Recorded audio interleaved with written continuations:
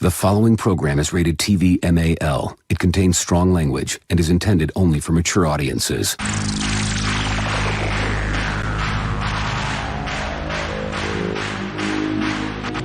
TBS, America's #1 independent television network, presents the following sports exclusive.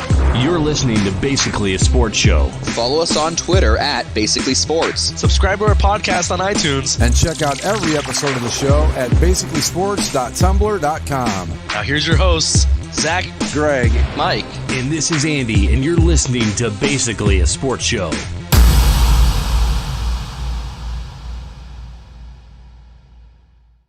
And here we are. Half the show, at least, anyway. Yeah. Mike is, we don't know where Mike is. Andy's taking the night off, so it's just me and Zach at this point. But that's I think that's a perfect way to go, because it's like it. You know what this is, ladies and gentlemen? It's basically a football show. It's Greg, it's me, and football starts this week. It's NFL football. Yeah, right. It's, you know what's weird about it is there's been no preseason games, so you don't have that. Even though preseason's stupid and we all swear we're not going to watch it, then we all do, but it's not there, so you're not in that. Okay, we're getting ready. It's like all of a sudden, boom, here it is. Right? I don't know if it's good or bad, but it's definitely different. I've been talking just to my friends, my girlfriend, just kind of like living my own life, and I have not been hyped for the start of football season. Like, when I think about it, it's like, oh crap, yeah, football, exciting, but it's not like I have been counting down to it. Like, hey, football starts in 2 weeks. Hey, football starts in a week. It's like, oh yeah, football. They're doing training camps right now, and it's on its way. I'm watching Hard Knocks. It's coming on soon. And then, yeah, somebody asked me last week, like, hey, what do you think's going to happen on Thursday? I'm like, what do you mean?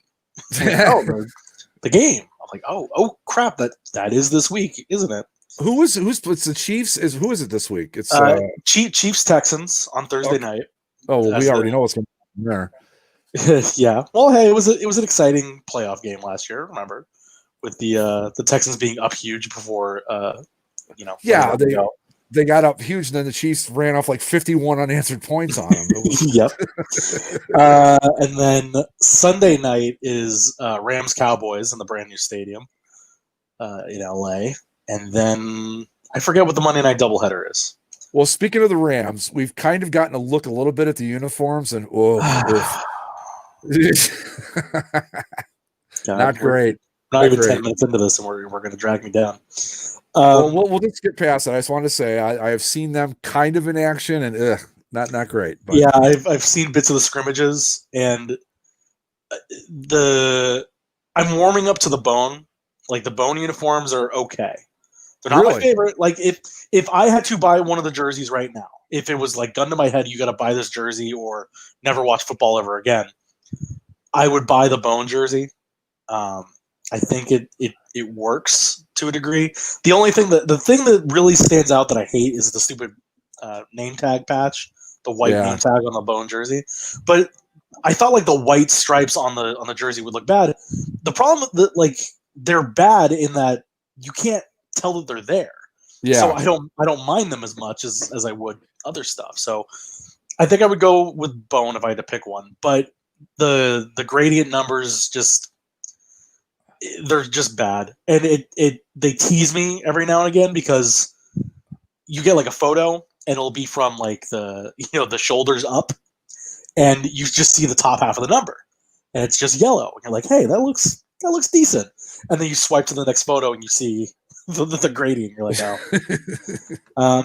And we still haven't seen the yellow pants yet in any of the preseason action that they've done. I mean, they're just scrimmages, but I'm very concerned that they're going to stick with all blue as the primary look, and that is not. No, I mean, because the one thing that can save that I mean, not save it, but at least make it bearable, is if they do the blue over gold combo. That might not look terrible. It's not. It's the best that they have. But not great still. I have not seen. I don't know if the Browns. I haven't seen anything with the Browns with the new uniforms or the Bucs or anybody, because, like we were, without preseason, you just don't think about it, and then all of a sudden here we are. There were, what you said, there were 2 college football games last week. or over the weekend? Yeah, there were. Well, in terms of FBS, like there was some other, or no, there was more games than I thought. But they're all mostly small schools that have played so far. You've got your Alabama Birminghams, Southern Mississippi, South Alabama, Marshall, Army, SMU, Memphis. So I mean, like this has been the first weekend of college football, technically speaking. And we got BYU Navy tonight, which I guess is like the first true big teams, quote unquote, playing each other. Yeah, and they're having no fans, right? As far as we know. I'm not sure with all the colleges because I'm sure that's more of a local jurisdiction sort of thing.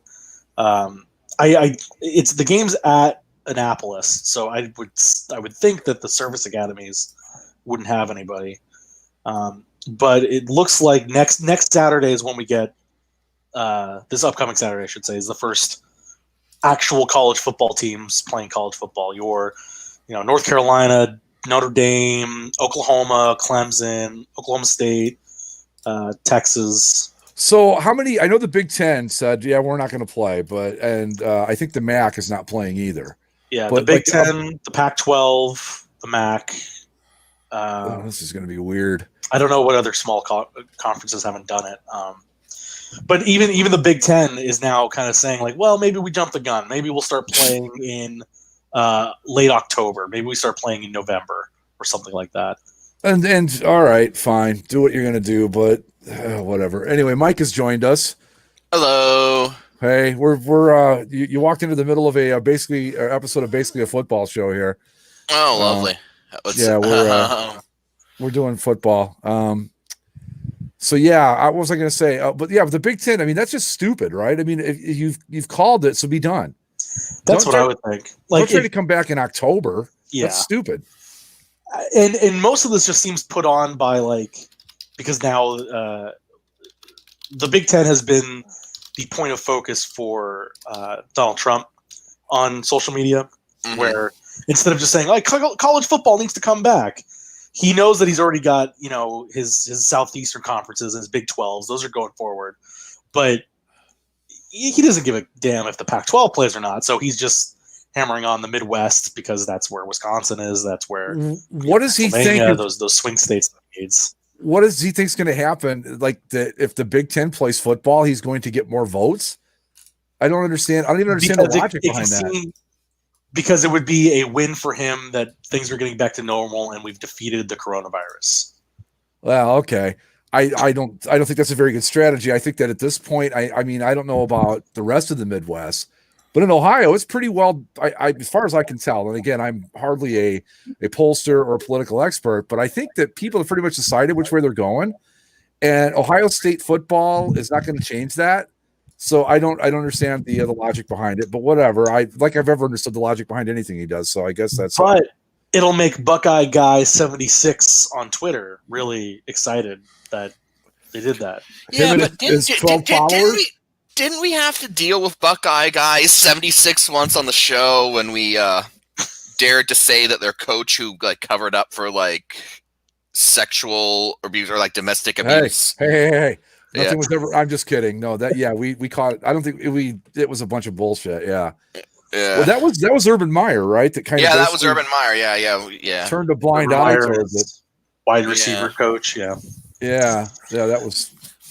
Because how dare we criticize Urban Meyer? He was good at football as being a football coach and is therefore the perfect human being. Well, he did win a national championship, so I have to cut him some slack a little bit. But no, I'm kidding. It was awful. It was terrible. And that's what I understand. And I don't want to derail us into a whole completely different conversation here, but that's what I never understood about the Penn State thing. It's I was so embarrassed as an Ohio State alumnus when I heard about that. And look, it was bad. Don't get me wrong. But, there are matters of degree here. And compared to what happened at Penn State, it was kind of not as big a deal. Mm-hmm. And how do you walk away from that going, yeah, I'm still proud of the Penn State Nittany Lions? It was oh my God, I don't know if I could even follow the team again after that. It was bad enough that Ohio State was turning a blind eye to this dude beating his wife or his girlfriend or whoever it was. And that was just, two people. I mean, my God, what happened at Penn State? And they were still no, Happy Valley. It's like, go fuck yourselves, all of you. But anyway, I don't want to go down that rabbit hole. I just had to bring that up. That was a whole fucking shit show shit show of fuck, I guess, is a good way to describe that whole thing. That's straight out of Trailer Park Boys there, I think, Mike, with that. Yeah. Yeah, but I don't know how we don't need to get too deep on college football because God knows if we're already disconnected from where the NFL is at this point. God knows I couldn't tell you what's going to be going on in college football, especially it's like they put up the preseason top 25, and there was only I think like 2 or 3 Pac-12 schools, but like Ohio State was ranked number 2 in the country, and that's in the preseason poll. So in 2 weeks, whenever they put out the next one, they're going to drop all those teams that aren't playing from the poll.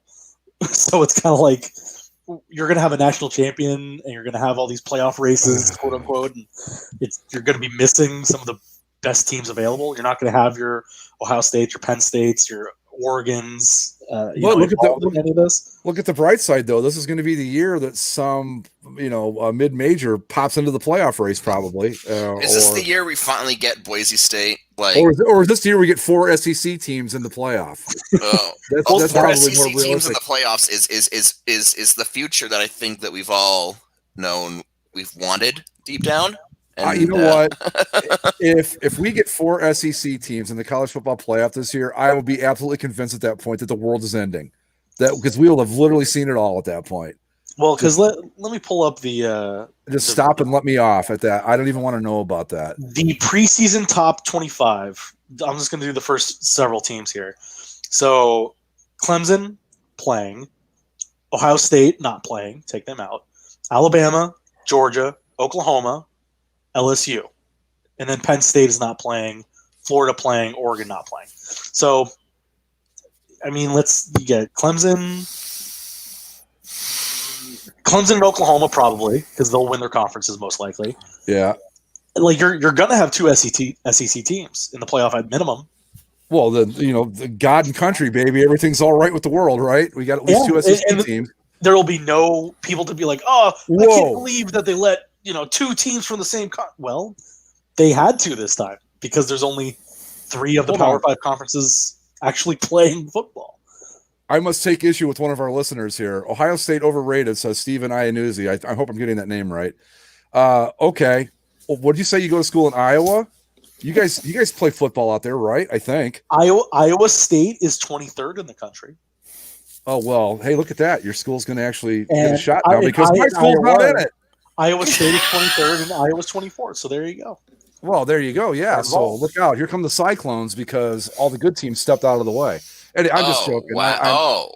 Go Hawks. Okay. Well, Well, yeah. But again, his Hawks won't be playing because because here's the Big Ten teams that are in the top 25. Oh, that's cold-blooded, man. That's not even right, bro. You get Ohio State comes out, Penn State comes out, Wisconsin comes out, Michigan comes out, Minnesota comes out, and Iowa comes out. That's a big chunk for the Big Ten, right? And not to mention Utah, USC, and Oregon coming out for the Pac-12. Yeah, so the 1 year my Rockets could have made the playoff, they decide they're not going to play either. Way to go, guys! No, that he's right about that. They kicked our asses. Iowa did in 2015. I remember watching that game, going, "Oh my god, this is brutal." But anyway, I was here to win the national championship too. Jeez, what the hell happened? Anyway, it's just I don't know. It's one of those things where I'm gonna watch because I love college football, and it's not like on any given weekend that the best game that I'm watching that weekend isn't already a Clemson game or isn't already an SEC game. It's just how it goes. But it'll be weird when we get down to November, and who knows if the Big Ten even is coming back at that point. But it's like there's no Rose Bowl race that I'm invested in. There's no. Well, geez, half the bowls are going to be completely. The bowls are going to be decimated. Yeah, yeah. You can't really have the the Weed Eater Bowl or whatever at this point, right? Because who are you going to get? What's going to happen to college football Fortnite? Oh no! but to go back to the Big Ten for a second, that brings up a really interesting question. I mean, if they do decide to play, you can't put them in the playoff race, right? At that point, no, because they would still be playing games. Yeah. They wouldn't be eligible. I think they've already said that as soon as the week goes off and they're not playing, that's why all those teams are coming out of the AP poll. As soon as they start playing, everybody else starts playing, and you aren't, then you're not eligible to be involved in any of these things. So what would be the point in coming back to when I don't understand either, because you're going to be, if you start playing in late October, you're going straight. Not that college football doesn't already do this, Yeah, but the season's going to be what, 2/3 over by then if they play in late October. There was some idea at least early on. If the Pac or if the Big Ten comes back early, this kind of negates that, because the Pac-12 need to be involved. But there was some idea that if the Pac-12 and Big Ten both waited until January to start, that maybe they could have like a second Rose Bowl. Oh, brother. Just between their two champions. A second Rose Bowl. Jesus Christ. Well, because as the Rose Bowl is still part of the college football playoff circuit.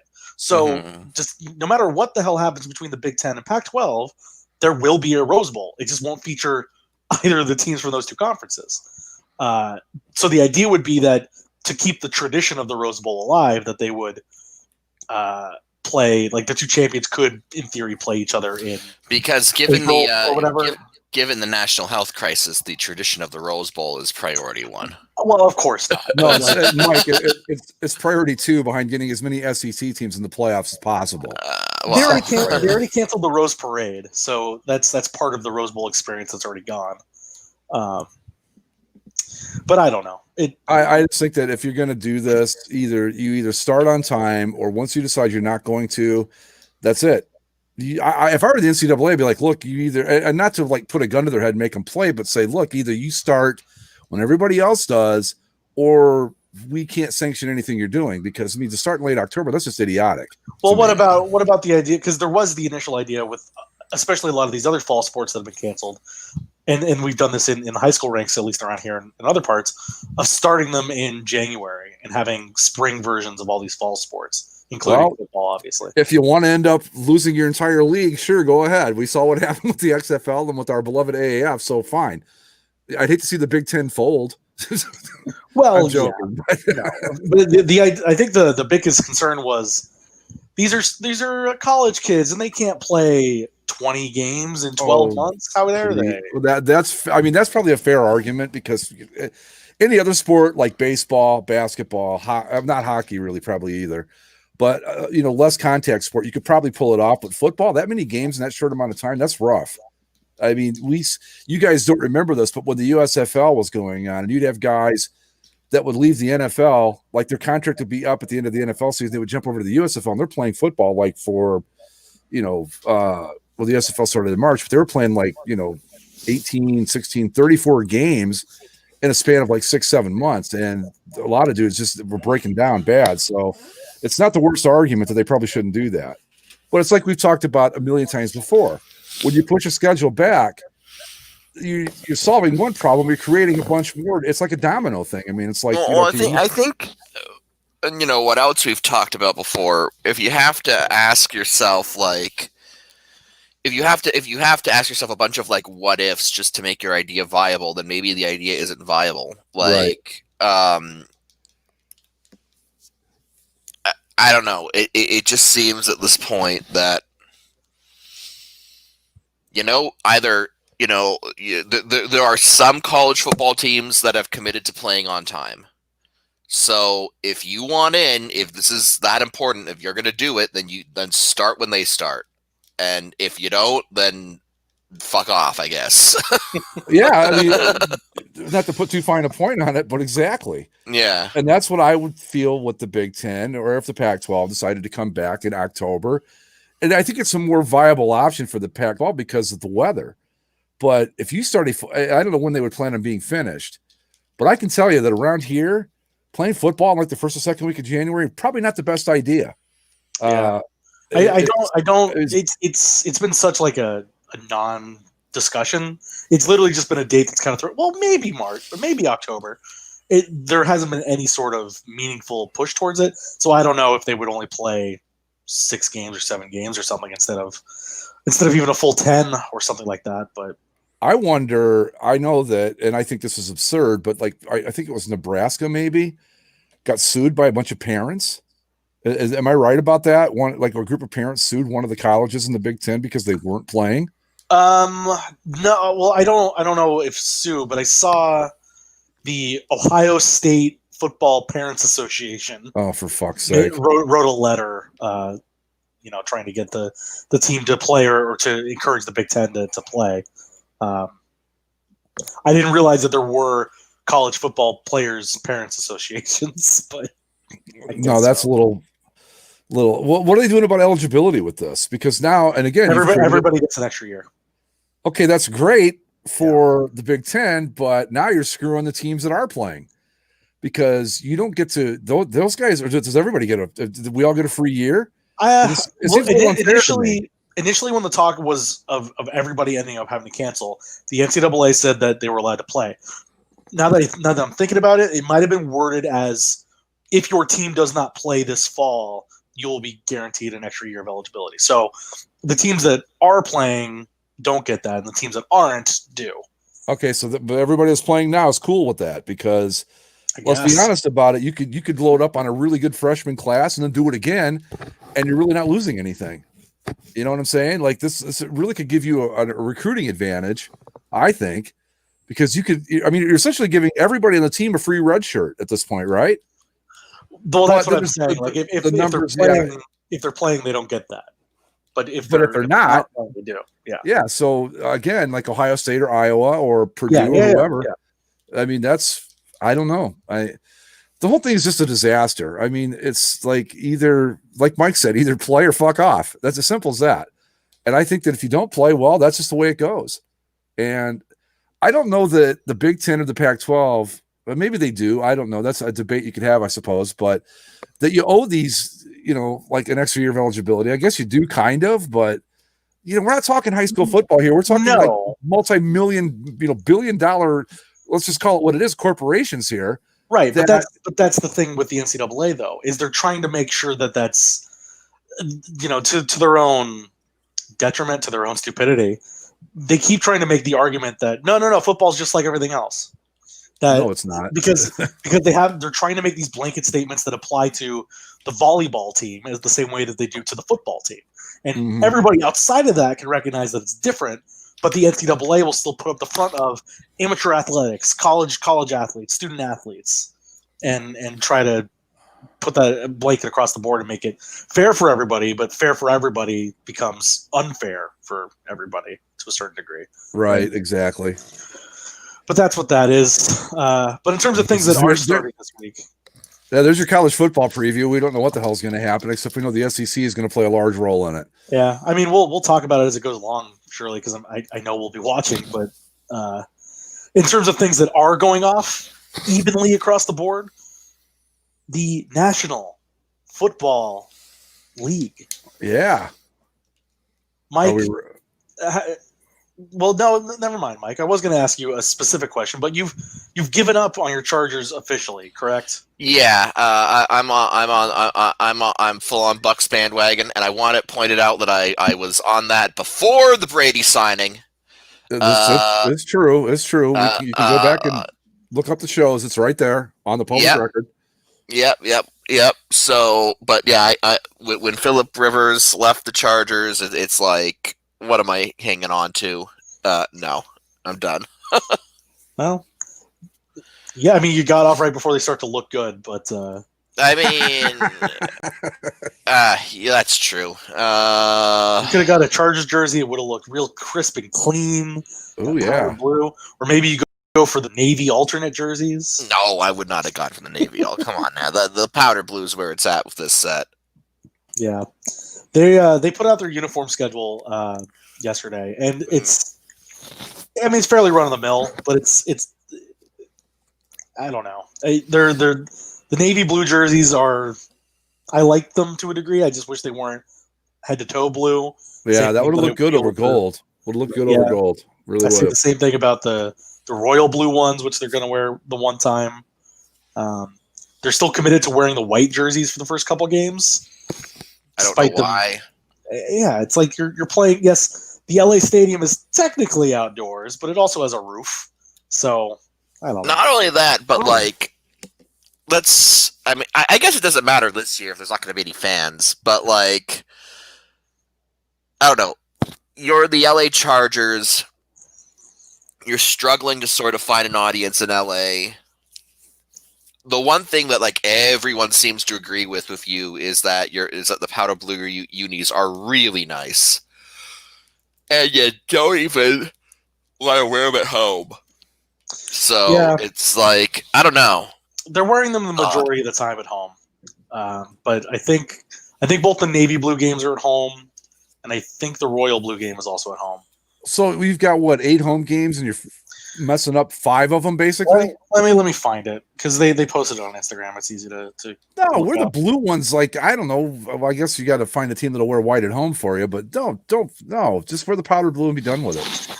They're wearing the powder blue for 4 home games. Oh, that's just wrong. And they have That's just wrong. and the graphic has the powder blue over the yellow pants, but then they also made sure to mark with an asterisk pant colors TBD. So we don't know what the combos are going to be every week. I think well, you couldn't do it because the pants have the powder blue outline on the bowl, or they're I forget how the pants look now, but you can't do like the navy. You couldn't do the navy over anything but the navy, right? Because the yes. The navy jersey has to go with the navy pants. Same thing with the royal blue jersey has to go with the royal blue pants. But that's too bad because the other 2 looks you can interchange the white pants or the yellow pants. It's too bad because if they could have found a way to wear those different color combinations over the same pants, that would have looked really good. The navy blue, because like we've said a million times before, up until the most recent, before this set, the one prior, they never had a bad look, and even the prior look wasn't terrible. It just it had some problems. And just to be able to like kind of work their way through all those different jerseys would have been really neat. But what are you going to do? They are wearing the navy blue jersey on the road once at Buffalo in the end of November. Odd. Okay. I would assume just to see themselves in the snowdrift. Yeah. Yeah. I just want it really quick because I don't want to forget to bring this up, and we can go right back to football. But did you guys see the weather forecast for Denver for this week? It's like 94 degrees today and a winter storm warning tomorrow. 37 degrees tomorrow. Yeah. I can't even imagine what that must be like. But 94 degrees one day and then 6 inches of snow the next. Supposedly. Yeah, that's just weird. But anyway, okay, so back to football. But I was like, God, I mean, in Ohio, you can, and I'm sure that Steven can go along with this in Iowa too, but you will see what it'll be like 65 one day and like, 40 the next and you get snow. But to imagine going from like mid-July heat to a snowstorm in a matter of 24 hours, I can't even picture what that must be like. But anyway. Yeah, 60-degree swing is not something I'd like to. That's a lot. Like somebody put up a graphic too because they're also dealing with wildfires there. So take the state of Colorado and put an X from each corner to corner. Just kind of divide it into quadrants, but with an X in the middle. The left and right triangles have wildfire warnings, and the top and bottom triangles have the winter storm warnings. So, Gee. Colorado is either on fire or freezing. So this really is the fucking end of the world, isn't it? Like, well, at least in Colorado it is. Yeah, it's something. I don't know if we want to go through like a full NFL preview or anything like that because again we've been kind of like we don't really know because I can't even tell you like rookies that have stood out in camp or guys that were great in the preseason that ended up making the team. There's just no way to know at this point. You know? I mean, maybe we wait a week and see what. We'll for sure have our overreaction Monday. Like absolutely, that will go on as previously scheduled. I mean, we can't think about it any other way than that. I guess let's see. The Chiefs. I've seen a lot of previews of them repeating as champions, and I know they brought back a lot of guys. They obviously still have Patrick Mahomes. Do you think it's? I can't remember the last time we saw a repeat. It had to have been the Patriots, I guess. Yeah. But what are we thinking for the Chiefs' prospects of repeating as Super Bowl champions? Well, I think it's the Patriots and the few teams that have done it have shown us it's not easy to do in the NFL. I mean, you've had, I could probably off the top of my head tell you every team that's done it. The Packers did it. The Steelers did it. 49ers and Patriots. I think, and that's it, right? Yeah. Did the Packers go back to back? And the first two. Well, I mean, but like the Brett Favre Packers, they went to back. They did like the Super Seattle Bowls. thing where they went to back Super Bowls. They won one and lost the next one. Yeah, Right. Okay. yeah. And And Seattle did the that. Broncos did the same. Oh, the Right. Broncos The, won Bron- two in a the row. Broncos The actually Broncos- won back to back. That's right. Yeah, that's right. Yeah, the Yeah. other team. Yeah, I knew there was one more, but Yeah. they're not very many. Yeah, the LA Broncos won back to back.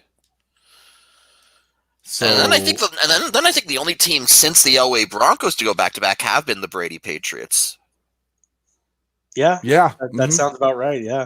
yeah, I mean, you have plenty of instances where the team that makes the Super Bowl and loses, they oh come down to earth the very next year. yeah. Chaos Blast is right too. The '90s Cowboys repeated once too. Yes, of 94, course, 95, right. I think. Or no, Right, yeah. 90, 92, 93. I take that back. Yeah. So Yeah. yes, But Favre only won one time. Yes, that is correct. Just one. yeah. Number As two, I look, 1-1. as I think about the AFC, I mean the Chiefs are clearly the class of it, and they'll move on. I think the challengers to the Chiefs have to be the Ravens with Lamar Definitely. Jackson, obviously, just such a force. Nobody in the AFC South, like don't come at me. What with about the your, Titans? Come on, they had a yes, the rough and tumble Titans or the Phillip Rivers Colts. No, Nah, well, Philip Rivers Colts are going to be so weird to watch. I get it. you're gonna get with the South teams. You're gonna get the mirage where they look like they're really good until they actually get to the playoffs. And you go, oh my god, they're not very good at all. Kind of like the Texans. Well, we never thought the Texans were really good. Well, the Texans. Well, no, the Texans have to make the playoffs because they have that Saturday afternoon Right. slot that they got to fill. All the Yeah. uncertainty in the world. We know one thing for sure that's booked already. That's the Texans in the early Saturday game in the playoffs. Yeah. Yeah. The Texas early Saturday game, and then the inevitable Titans Jaguars Thursday night game. That's going to Yes. happen. Yeah. Yeah, I mean the South will be a triumvirate of Texans, Titans, Colts, and then I've seen a lot of places picking the Jags to be first round pick type of this year. So good luck with that. Are we gonna totally sleep on the Patriots, Belichick, and Cam Yes. Newton? Well, that was Okay. going to be my next question: is what to make of the AFC East with Tom Brady now gone, Cam Bills Newton time to shine. in there. Well, I gotta address this real quick from Chaos Blast 1000 here. No love for my Yes. irrational confidence Titans. Well, of course I have love for them, but first I have to see something to give me the irrational confidence. Like right now, there is no irrational confidence because nothing's happened. But let them win a game or two, and I'll be Greg, right back on the bandwagon. Don't How worry could you about not be irrationally confident about a team with swords on their shoulders? it. Right, that's what I'm saying, right? I mean, That should give regular you strikes. confidence enough. That's true. You know what? Okay, yes, I do have some love for my irrational confidence Titans because of the swords on the shoulders. Because of all the great uniform things that have happened over the years, and all the Mhm. great Nike speak, that Yes. might be the one that actually makes a difference. Are those swords? Oh man! But I think the AFC East has potential to go to an AFC South level of ugh, because like yeah, the yeah. Dolphins are still going to be pretty bad. Ryan Fitzmagic, your Week 1 starter for the Dolphins. Oh boy. The Jets, does Sam Darnold take a step? I don't know. The Bills, are they going to get any better than they were? I almost think that as their level of good last year was as good as that group can be. And then the Patriots, yes, you can have confidence in Cam Newton. Yes, you can have confidence in Bill Belichick, but I don't think there's any doubt that they will take a step back even a little bit with those changes. So who comes out of that pile of I don't know. You're Like probably I looking really at think that they have the ability to rival the AFC South as the worst division in Yeah. football. I mean, you're looking probably at best a 10-6 record to win that division, 9-7 probably. And the Patriots, I think, certainly have the talent to go 9-7 or maybe 10-6. You know what? I'm going to believe. You know, Tom Brady is gone. Now is the Bills' time to shine. It's happening. You feel you're Josh Allen. You're gonna ride Josh Allen. I mean, I'm not a Bills fan, but I have friends who are from home, and I want to believe. Canada's team.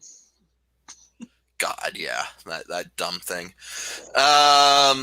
I believe. You know what? I believe that without Tom Brady, they might be able to squeak away a division championship. So yeah, sure. You know what? Why not, Bills? All right. Their I gotta defense say was really this. I gotta say solid this. I last gotta year. say this. Oh, Given ahead, the Mike. strong season they had last year, given the strong season they had, if they don't win the AFC East this year, when all the stars are aligned to give them the best chance to, then they're never going to win it. Like, contract the team if they don't win it this year.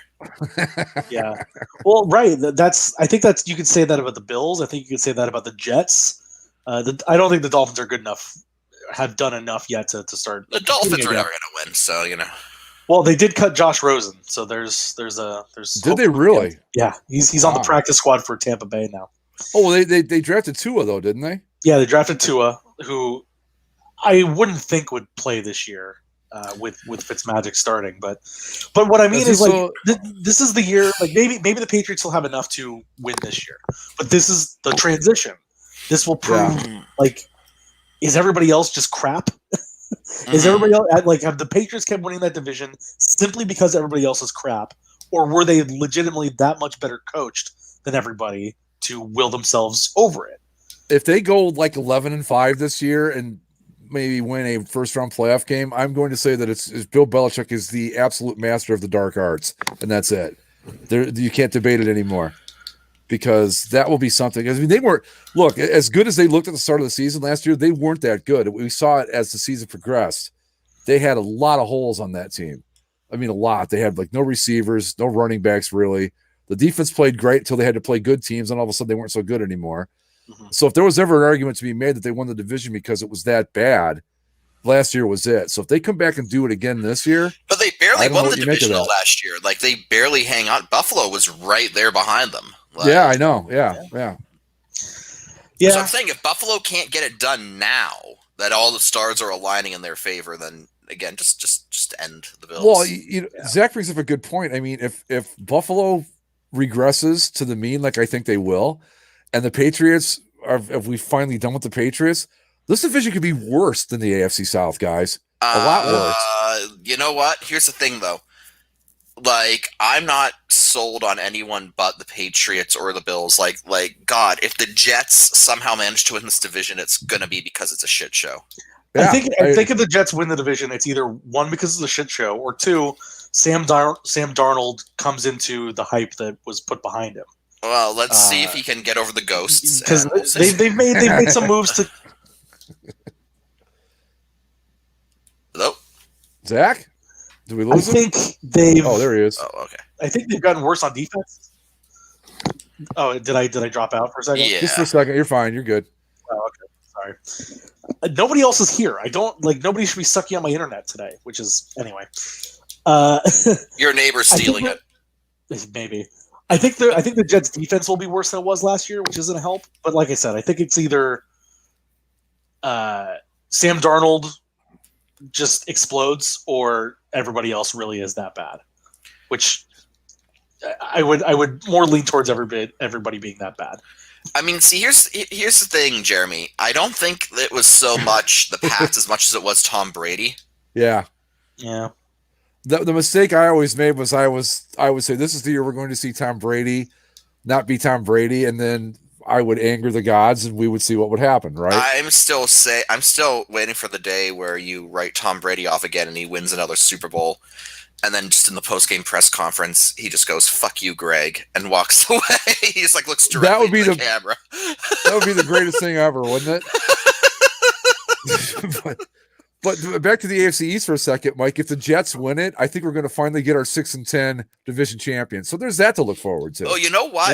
Yeah. Okay, you know what? Potential.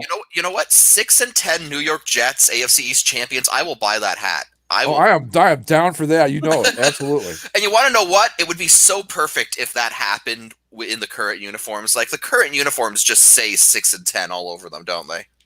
Yes. That's how we should do the uniform rankings for the NFL like that from this point forward. Like that's Like a 6-10 uniform. Yeah. Okay. And like the Chargers, that's like a 12-4 uniform. That was a really, maybe even like 14-2.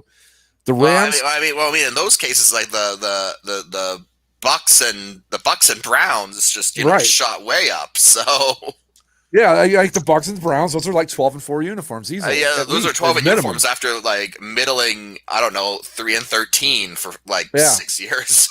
Yeah, like before that, the Bucks were like a 2-14 uniform, and the Browns were 3-13 uniforms. Yeah, see, we just created a new ranking system. Look at that. You guys are all here to hear it. We talked about Tom Brady a lot. Let's jump over to the NFC. Talk about Tom Brady. Let's talk about it some more. The team that obviously made the kind of the biggest land grab moves, if you want to call it that, over the offseason was the Tampa Bay Bucks, where they get Brady, they trade for Gronk, and in the last week they sign Leonard Fournette, who got cut by Jacksonville. Really? Yes. So I think the Buccaneers trying to win that division is still going to be tough because of the Saints, because of Drew Brees.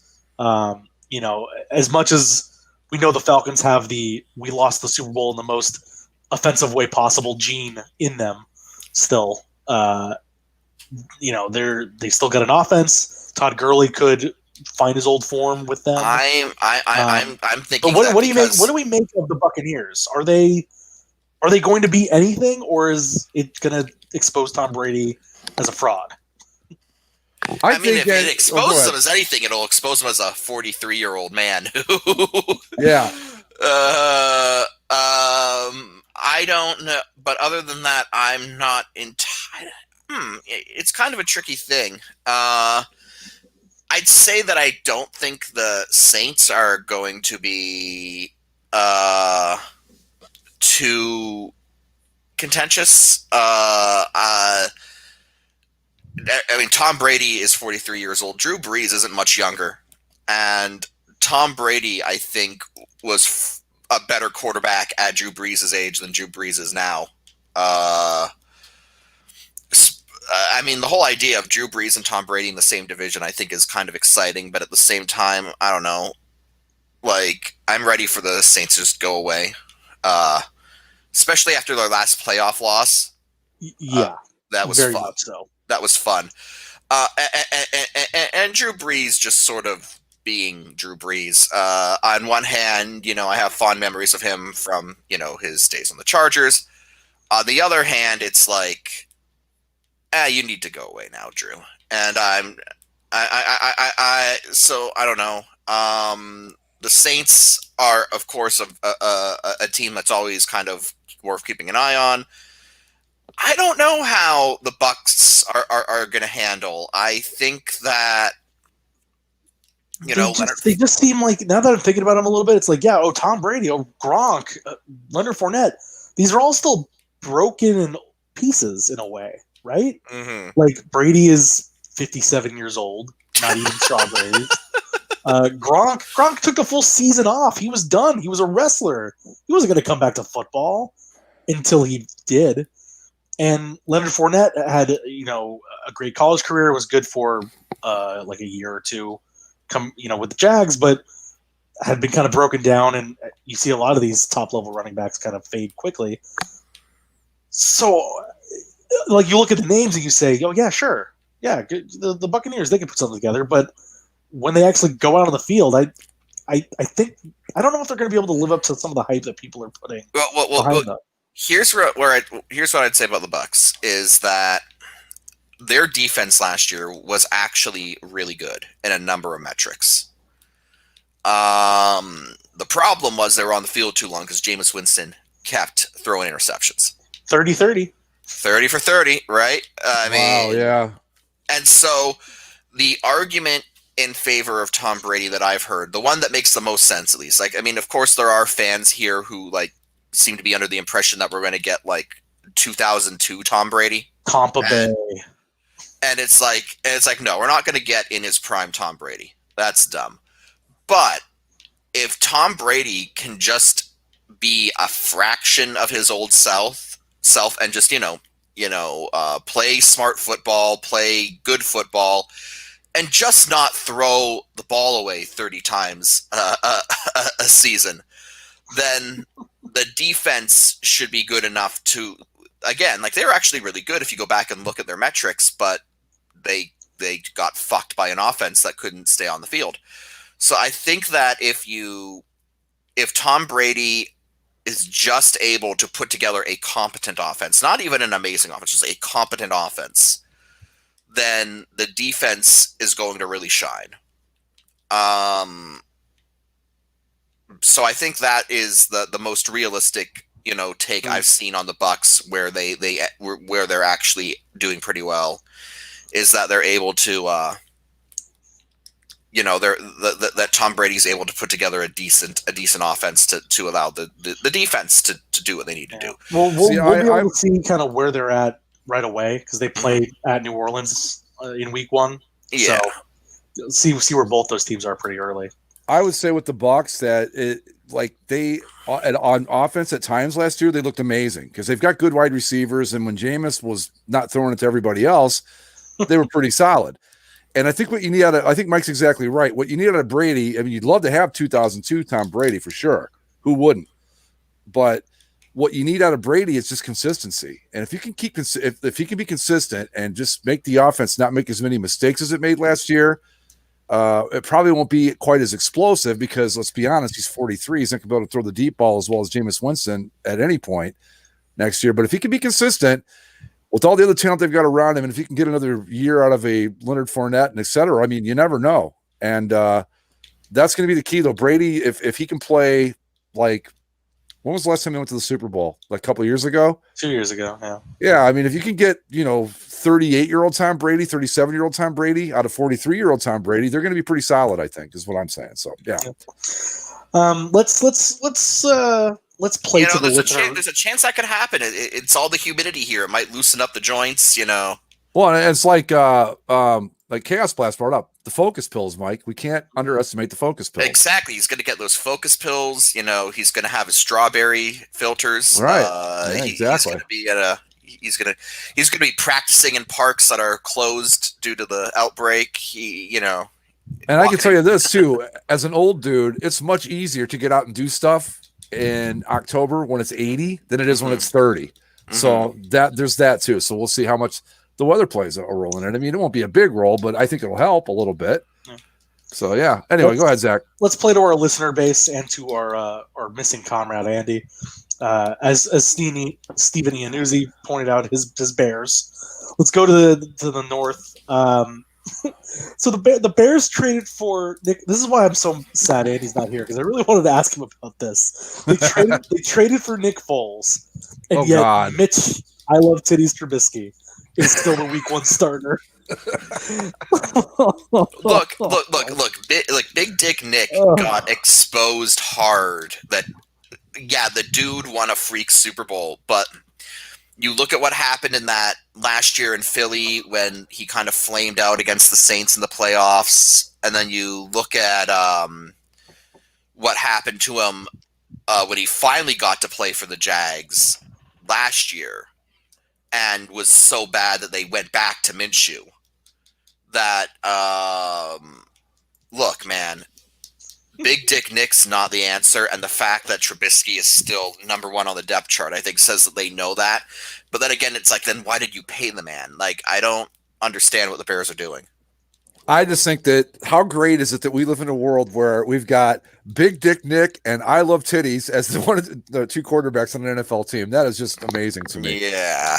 But if you go back and listen to basically a football show from 3 or 4 years ago, Zach and I were like going, why do people think this Nick Foles guy is any good?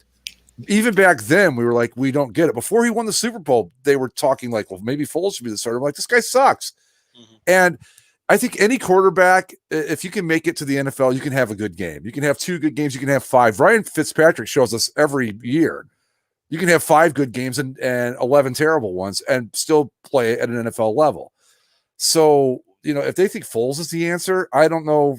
I think I fire my whole front office at that point. I'm like, why are you even hiring this guy? Wouldn't you be just as better? And this is the part where I'm really sad that Andy's not here, because then I could remind him that they could have drafted Patrick Mahomes, but they chose Mitch Trubisky. Incidentally, one of my favorite. Or things, they could have had Deshaun Watson too. I'm just saying. Deshaun Watson, yeah. But one of my favorite things to come out of the coronavirus has been one of the social distancing signs in Chicago, which is like, please stay 10 feet away from everyone else. If you need help visualizing that, imagine Mitch Trubisky trying to throw to a wide receiver. Yeah, that's cold. True, but cold. Yeah. Yeah, Wow. I think so. We got Mitch Trubisky being your starter in Chicago with a good defense. Kirk Cousins being exposed as an anti-masker last week. If he dies, he dies, man. Yeah, I didn't think I would be comparing, or anyone would compare, Kirk Cousins to Ivan Drago, but there you go. Your Packers, Greg. Oh, Jesus. What do we do with your Packers in this division? I don't know. I mean, it could go either way. If Aaron Rodgers, it's kind of like a Tom Brady situation, basically.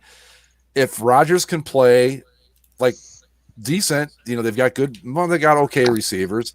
I don't know. They screwed up the draft so bad. I don't know what's going to happen. I really don't. Because they did not address a single need. They drafted the dude from Utah State, who was, the quarterback hotbed that Utah State is. And I don't know what they're doing up there. So it could go. If I had to pick a division winner right now, I'd probably go with the Vikings, just because, Yeah. But then again, if Kirk Cousins dies, then I don't know who they have to back him up. But it's just tough to say. I mean, Kirk Cousins is going to give the entire team corona, and so they're going to be done. I would say that the Packers are basically like the Bucs. They're the same spot where if everything goes right and they can get consistency at the quarterback position, they can be pretty good. But if not, it could be bad. I gotta say Packers. I don't know. It's not a terribly exciting division. The Minnesota Vikings backup quarterback is former Los Angeles Rams great Sean Mangan. Oh well. Okay. Yeah, I think you probably have to go with the Vikings too at this point. I'm going with the Packers. I think the Vikings just seem like the most complete team. Yes, yeah, the Bears have a good defense, but I don't trust Mitch Trubisky as far as he can throw a football. Which, as it turns out, is far but not accurate. Exactly.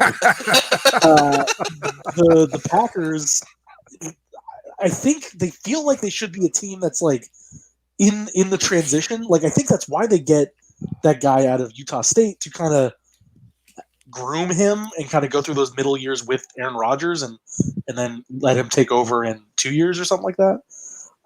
I just think Minnesota is the most complete team out of that group. And notice we have not said the words Detroit or Lions anywhere in this part. Why would we? I mean, really, why would we? That'd be like saying that, okay, we were talking about the SEC and the Big Ten, and oh, by the way, the Central Michigan Chippewas are your national champions.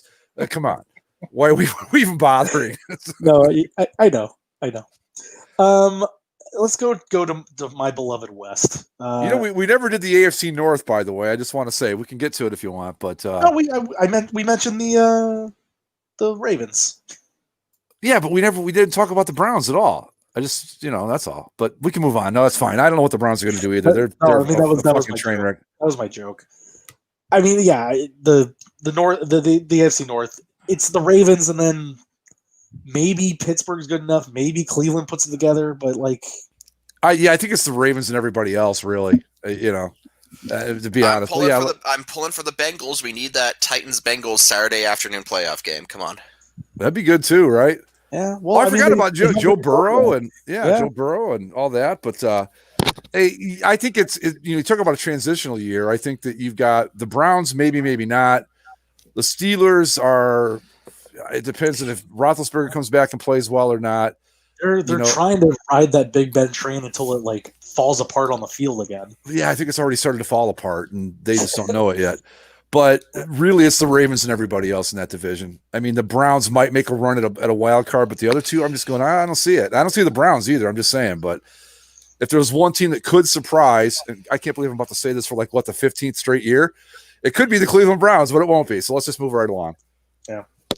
Well, let's get back to the. I was going to go to the West, but let's go to the NFC East. I think this is because of shit shows. I know. Well, I've seen again. I don't know why people continue to have belief in this team, or if it's literally just for the clicks. People keep jumping behind this Cowboys team like they're actually a true Super Bowl contender, and they may have the talent, but like, does Mike McCarthy really make them that much better than the Clapper? Who knows? It's hard to say. Like, I don't think so. Like, I think they're a group of teams that are a group of players that get overpaid because they're Dallas Cowboys. Like, Dak Prescott is a good quarterback. He's not a guy that's gonna. He's not a Patrick Mahomes. He's not No. Lamar Jackson. So the question you have to ask yourself though is, if Mike McCarthy goes to high five someone off the field, will someone high five him back? Probably. Is Mike McCarthy a high fiver?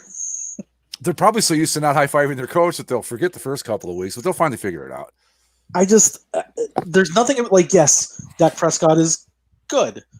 Ezekiel Elliott is good. Amari Cooper is good.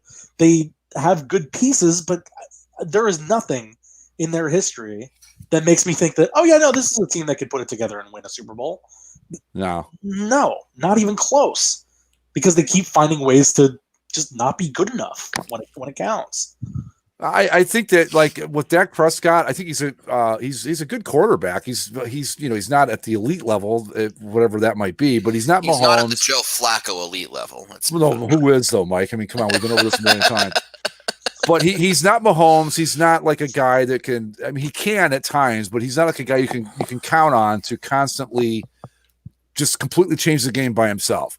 He's a guy that I think that if you put like the right people around him, he could certainly take a team to a Super Bowl. But I don't know that, Ezekiel Elliott's in his fourth or fifth year now, and he's shown regression kind of every year. So, you got the receivers, which are you going to really right? Amari Cooper, and I forget the other guy now. I don't even remember the other receiver, but I just don't see it with them. I mean, I think that they're a playoff team, but I don't see them as a Super Bowl team at all. No. Like, I think if I had to pick from the group of four that they have, I would.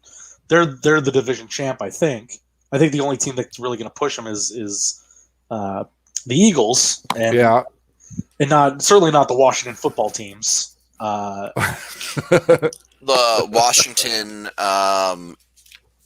insert team name here's. Yeah, the Washington placeholders. Yeah. People they get talked about because they're the Cowboys, and they're discussed ad nauseum because they're the Cowboys, because Skip Bayless. But they're a team. Like, I look at them and I don't think that they're this. I don't look at them and think Super Bowl contender. I look at them and see they're a team that can be beaten in a variety of ways. I should say. You can shut down Dak Prescott, you can plug up Ezekiel Elliott, and they don't have like this destroying defense that's going to put them over the top. They're fine. They're good enough to win this division, but I don't even think they're NFC Championship game type material. But no, I don't either. Yeah, I don't either. And then to the West, I think this is a much better division than people want to give it credit for. The Niners are good. The Seahawks are good. It is an ugly division to look at. That is for sure. We used to be able to count on the 49ers versus the Rams throwbacks, and we don't even have that anymore. Nope. The 49ers are the best looking team in this division, but by a long stretch.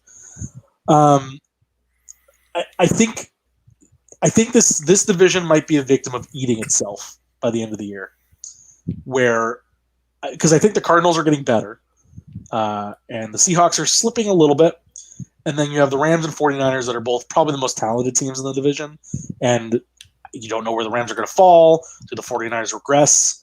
I think this is a division that might have some lower records because, like I said, I think they might just end up eating. I got to think that the 49ers are on a downward slope. Like, okay, this is me making a big deal over what's probably nothing. But we talked about it when it happened during last year's Super Bowl, where they had the commercial the three Super Bowl era, the three Super Bowl, I guess, 49ers quarterbacks, and they had Jimmy Garoppolo carrying the bags of Steve Young and Joe Montana, and it's like. And it's hey guys, I have to interrupt for a second. I'm up in my fantasy drafts. Who should I pick really quick? I got Calvin Ridley, David Johnson, Jonathan Taylor, Melvin Gordon, Le'Veon Bell, or should I roll the dice on Kareem Hunt because I think Nick Chubb is hurt for the Browns? Oof. Who are you leaning towards? I think Kareem Hunt. I've just got a hunch. Yeah. Got DeAndre Swift though. He's questionable. Cam Akers. Okay. What about him, Jack? Is he any good with the Rams? He's good, but I wouldn't lean on any Rams running back because they're going to be pass heavy. What about David Johnson? I mean, he was good with the Cardinals, but geez, I got 39 seconds. So I have to make it. You know what? Fuck it. I don't even care. I'm going with Kareem Hunt. Go hometown. All right, there we go. Okay, back to the show. But I don't know, like the whole that whole commercial spot was like kind of funny, if like the 49ers had won. Right. But they didn't, so now Jimmy Garoppolo is just like the schmuck who couldn't win the Super Bowl who is in the commercial carrying bags for like the good quarterbacks. And I don't know, like I don't want to say it's as bad as say the Seahawks throwing the ball away at the 1 yard line or the Falcons completely imploding in the most humiliating way possible. This is certainly not that, and it was a close game for most of the game at least. But I don't know, like I gotta think maybe that kind of fucks with Jimmy G's head a bit. I don't know. I don't know, but I think guys, there's going to be a degree of regression in San Francisco. We're talking too much about the 49ers, and maybe even too much about the rest of the team, because none of those teams have Mr. Unlimited. That's right. If anybody didn't see it over the offseason, apparently this was a video that had been shot several years earlier, but for whatever reason didn't hit people's radars. But Russell Wilson truly is a weirdo. Like, just a weird dude. He filmed this video of himself, like, talking about how you just got to be Mr. Unlimited. That's my alter ego. You just got to go for it and be unlimited. I'm Mr. Unlimited. Be unlimited. And it's just like, you're such a corny, weird dude. The fact that he does that he did the Friday Night Lights speech, like, in actuality on the field is like what the hell, man? Like, I gotta think, if you're in the NFL, you're a grown man, professional football player, you don't need that shit, right? You hear Russell Wilson saying, like Russell, shut the fuck up, right? I don't no, Zach's right. He is a corny, weird person who thinks that God speaks to him. And I wish nothing but the worst for the Seahawks as long as he's there. 100%. Yeah, I think for those of you new to the show, if you go back to our Tumblr page, you will find a show not maybe 3 or 4 months ago where we explain the history of how we come to hate Russell Wilson as much as we do, and it's a pretty good show to listen to. It's mostly about him, and oh my goodness, what a fucking nut job that guy is. Anyway. My friends asked me because they're like, no, he's Russell Wilson. He's so good. He's clutch. He makes big. It's like, I understand that. That is not why I hate him. I hate Russell Wilson because he's just a weird dude that is corny as hell and just the luckiest football player. Yeah, I mean, it's like people go, oh, he's clutch. It's like, is he clutch or does he just pull bullshit out of his ass? Because there's a difference. There's a little of both, right? Yeah. The thing that really, again, and I'm just kind of repeating it for new listeners, that really turned me off to Russell Wilson was a few years back. It was actually the year that the Broncos won their last Super Bowl, because it was when the Panthers when the Panthers played the Broncos in the Super Bowl, and on their way to that Super Bowl, the Panthers had defeated the Seahawks. And some Seahawks fan was going on about how Cam Newton can Cam Newton's looking forward to playing in the NFC Championship game, but Russell Wilson will be visiting the children's hospitals of Seattle. And doesn't that make him the real winner?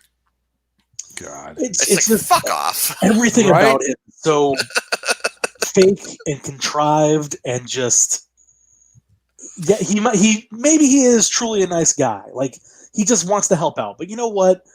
None of it rings true. It just like like the guy has a tuxedo. The guy has a tuxedo in his trunk in the event that he needs to like. Because you never know when you're just gonna have to show up at a black tie event. Right. Because what's he think? He's James Bond or some shit? But like, there's this fucking thing going where he's just, like again, another thing that bugged me about him was, you talk about that time the Seahawks threw away the Super Bowl on the 1 yard line, right? And you just go, and Russell Wilson said, he's like, after lose that. Yeah, he's like, God spoke to me and he told me he wanted me to lose so I could teach the world humility. What he taught the world was douchebaggery, you fucking asshole. Hold on. Sorry. You taught the world that you don't have enough common sense in your head to call a fucking audible. Again, we forgot to mention, just because I mentioned like over the offseason we rediscovered the Mr. Unlimited video. The other thing that just like another line on the list of God damn it, Russell Wilson. Yeah. He had his first child with Sierra over the offseason. Oh. The child's name, Win Harrison Wilson. Win. And that's Win W-I-N is the kid's first name. Who does that? Who does that? These people need to be stuff. Do these people not understand? It's like your child has to go through life now. Right. This isn't a cat or a fucking puppy you're getting here. It's a person. It's a person. Like it's like Russell Wilson. Let's just assume you live to the ripe old age of like say 80. Like your kid's still gonna be there for like who knows, like 50 more fucking years after you're gone. And they gotta live with the stupid name you saddled them with. Like that's what I'm saying. It's one thing to name your cat or your dog or your parakeet or whatever you've got. Yeah. Something silly and fun. Because they don't care. They're like, yeah, you know what? I'm a cat. I'm allowed to be called Win because fuck you. That's why. But a person, you don't do that to a person. You just don't. That person's gotta go through life with the name Win. Right. Precisely. And to be accurate, it's their first son. They had a daughter a year ago, and what was her name? Victory? No, it's Sienna. Kind of normal. That's a nice name. I like that name. Yeah. But then the boy is Win. Well, I think Russell Wilson be a little sexist there myself. But like the girl wasn't good enough to win.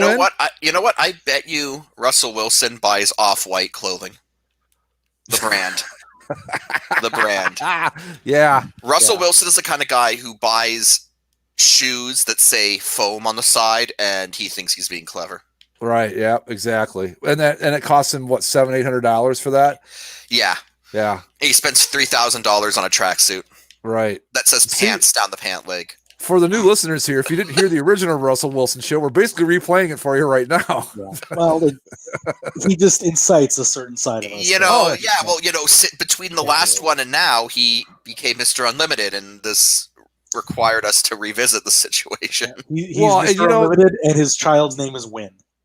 So not only that, but this is a guy, just to give the new listeners an idea, and you don't know this much about us either, but the only person in all of the NFL to get me to root for the New England Patriots in a Super Bowl was Russell Wilson. And I did. I was like, I wanted the Patriots to win. And if you know the show, you know how unusual it is for us to openly root for the Patriots to win anything. Mm-hmm. That's how bad it is. But it was like, you know what? No. Tom Brady, it might be, football Satan, but at least he doesn't drive around with a fucking tuxedo in the back of his car. Like Tom Brady doesn't eat strawberries and drinks water as sunscreen, and you get that. But he also doesn't name his kid Win, and he's not Mr. Unlimited, and he doesn't keep a a tuxedo in his car. And as far as we know, he doesn't try to use the Friday Night Lights speech. Yeah, like Tom Brady is pretty corny on his own. Like if you see enough like mic'd up videos with him, but like at least it's like naturally corny. Russell Wilson it seems like he was programmed in a computer to be corny. If that makes sense. Not only that, but when you compare the two, do we ever think at any point that Tom Brady's more lucky than good? No. Now that's not to say that Tom Brady hasn't had his lucky breaks. He certainly has, but But when you look at the two quarterbacks and Russell Wilson, sure, he's had his moments where he's good, but all I've got to do is point back to that ridiculous fucking 2-pointer he converted against the Packers, where he basically threw a lollipop in the air and just happened to land where a guy was standing. It wasn't like a great pass. So that's the difference. Tom Brady, for all of his whatever you want to call him, his foibles, is really, really, really good. Russell Wilson, I'm not so sure. That's all I'm saying. I just drafted a guy from the Lions. I can't believe I just fucking did that. But anyway, does that make the kid win? That's Marvin Jones or somebody. Does that make the kid win unlimited? That's funny. That's really good, Jeremy. Nice job. Nicely done. So are we through all the divisions, Zach? Or what about your Rams? Are they going to be good again or what? I do think they bounce back. Okay. I trust Sean McVay to kind of reorganize things and get things kind of back in line. I just think that they learned a bit about how they're organizing their flow of play calling, because they did have this weird thing with the run game coordinator and pass game coordinator, and there was no offensive coordinator. It was Sean McVay who was calling the plays, and I think it's just a situation where you kind of streamline things. You let Jared Goff learn a bit more, and they have more throwing options now. Will the new stadium have a strong enough Wi-Fi connection where Jared Goff's brain is just connected to a controller that Sean McVay is holding on the sidelines? I mean, based on what the new scoreboard looks like there, I think they can do anything technologically in that stadium. Mm-hmm. But I think like they have this rookie wide receiver out of Florida, Van Jefferson, who's been wowing guys in camp. They don't have to deal with the Todd Gurley nonsense of, is he injured? Is he good anymore? What the hell happened to him? Mm-hmm. I just think that everything's better there, and the defense is still going to be just as good. Like Aaron Donald, it looks like he's in better shape than he has been at any other point in his NFL career, which is disgustingly scary. Like he's a dude that he's thick, like he's a barrel of a dude with cut 6-pack abs. Like it's insane what he looks like. Aaron Donald's in the best shape of his career. Yeah, that's bad news for everybody else, because that dude's pretty good when he's not in the best shape of his career. Yeah, he's a physically imposing human being. Like just if there's one guy I wouldn't want to get caught in a street fight with, it'd be Aaron Donald. He'd just break you in half. I would say, yeah. So I think they'll be good, but there's certainly things that they need to fix. So I would, if I had to pick them anywhere, I'd put them in like a wild card spot, or at least in the wild card race. But then I don't know. I don't know what it's going to be like for them to play in this new stadium with nobody in it. I don't know how that's going to. So you're not going to have like no fans at all at LA, right? Nope. Because I know some teams are doing like this will give the Chargers a advantage. Yeah. The Rams are selling the cardboard cutouts to put it only in the end zone for like touchdown celebrations or whatever. But see, I don't know how it's going to work. That's how much 2020 sucks. It's like we finally get our chance to make fun of the Chargers at the new stadium. Sorry, no dice. Maybe next year. Maybe the Chargers will do us a solid and set off fireworks when they miss a field goal again. We can only hope. Yeah, well, we'll see. I mean, if you haven't seen any videos of the stadium yet, it's impressive. Like, I'm really mad that I won't be able to go, for the foreseeable future. Has anyone seen the Raiders' new stadium? I saw the black Roomba. the black seats. Yeah, that's interesting. It's like it has the aesthetics of a Death Star while also the shape and feel of a Roomba. So, I mean, yeah. Death Star is fitting considering Yeah. the Darth Vader cosplay, I suppose. Yeah, it's interesting. It's But Las Vegas Raiders, it's happening. It's official. they're wearing their inaugural season patch with a giant state of Nevada on the side of it. I do want to just laugh at everyone who was on the CCLC forums who was like, "Oh, the Raiders are definitely going to get new uniforms when they go to Vegas," and it's like, you know what? The fact that the Raiders are just like, you know what? It doesn't matter where we are. We're going to still be the Raiders. Is a really nice thing that I like about that team. Like they just. Well, I think the thing that they can easily lean into, because Nevada is the silver state, like if they don't have a silver alternate uniform at some point, then they're not playing the game correctly. I don't know about that. I think that they're playing. I think that you just don't mess with perfection is the way I look at it. And yeah, I mean they can still call themselves the black and silver state or something like that, but like they could like the Raiders haven't had any alternate uniforms. They've had Have they? throwbacks that they've a worn. couple of throwbacks are like Yeah, the white that jerseys with the doesn't silver numbers and stuff, but nothing crazy. Or they'd have the helmet decal would be white inside instead of the black with the basically the same logo. Yeah, But, so basically they've worn throwbacks as alternates before is the closest that they've had.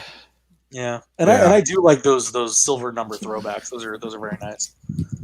Maybe they should just if they were going to switch to anything, maybe that's what they switched. Well, to. I mean, like it would actually be a good time to bring them back because the reason they got rid of it was like it was hard to see on standard def TVs. But could you imagine because they wore those way back in the 60s or early 70s, right? Yeah. Could you imagine trying to pick out those numbers on a black and white television? Oh God, Forget it. But now, given that we're in the era of HD, I think they could actually get away with wearing the silver numbers on the white full time. Yeah, it would probably be fine. Yeah, you could be okay with it now. Those look super sharp.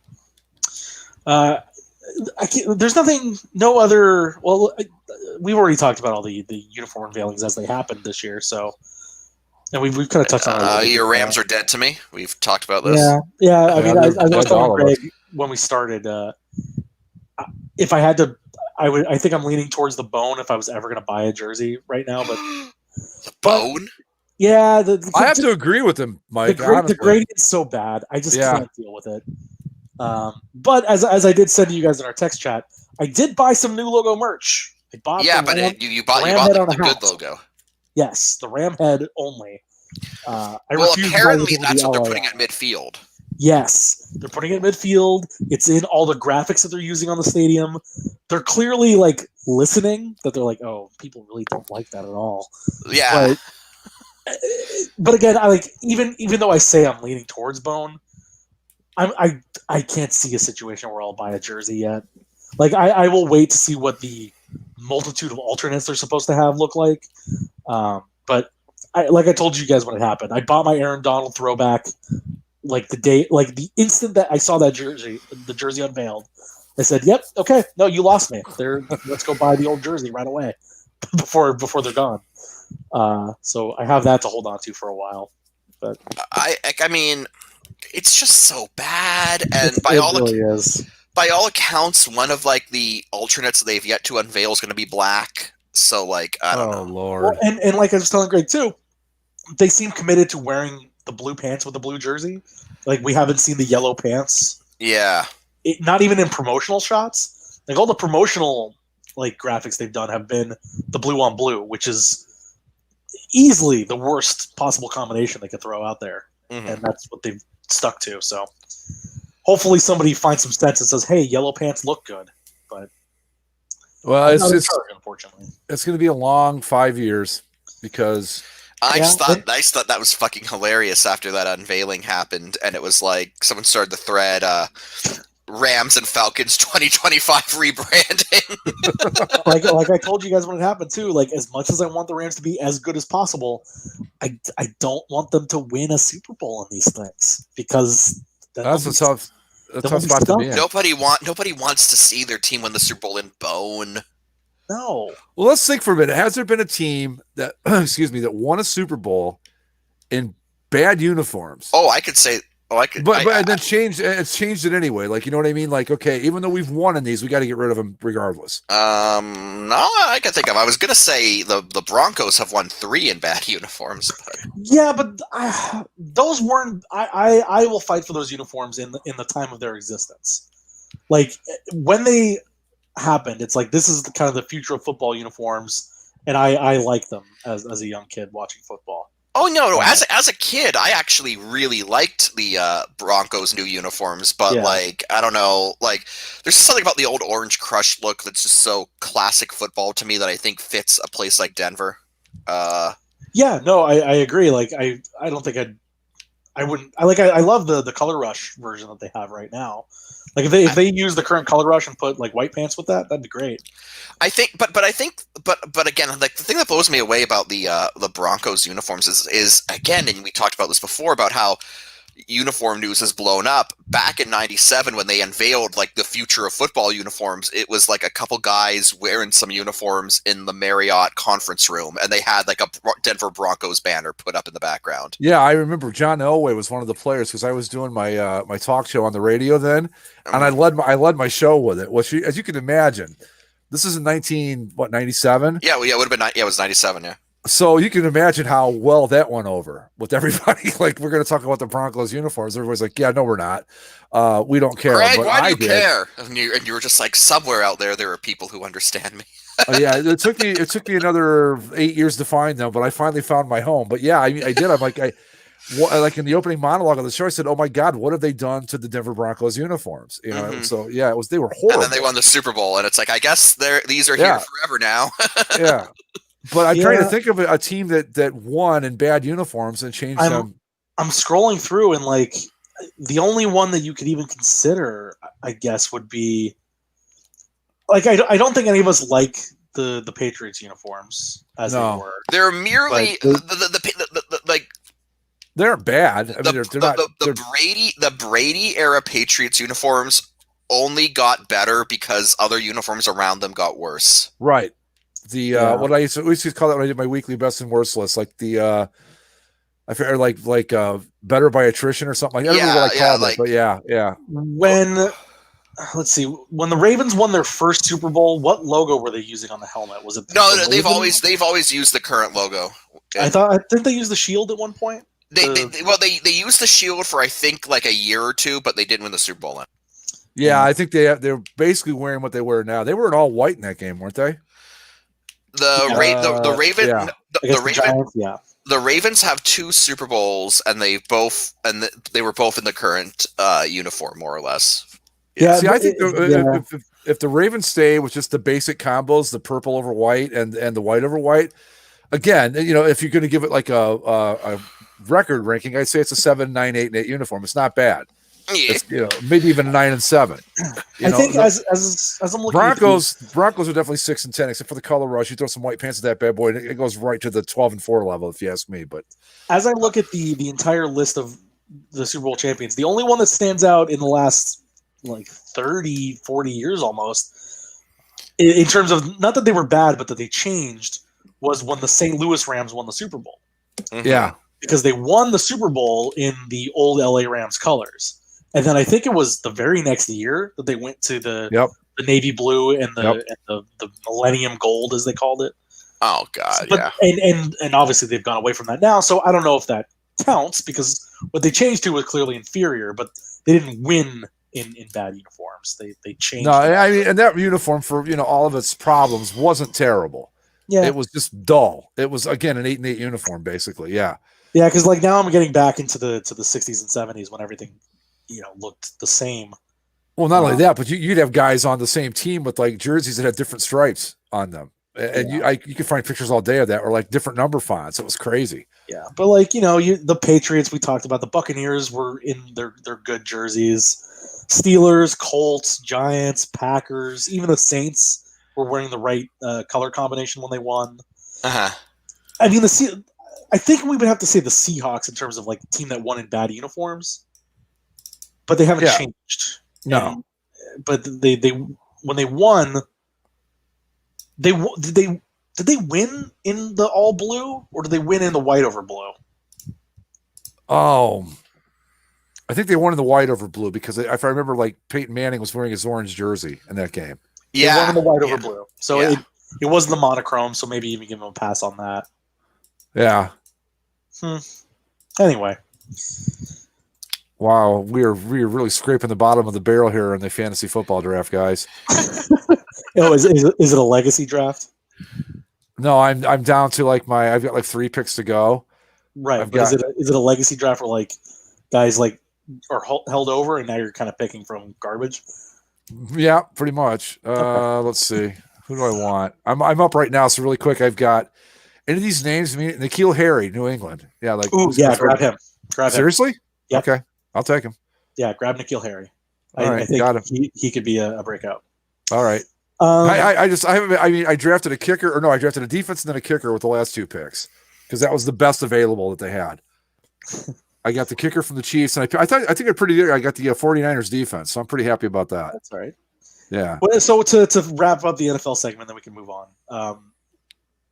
Super Bowl, Chiefs. Man, why not? Chiefs and I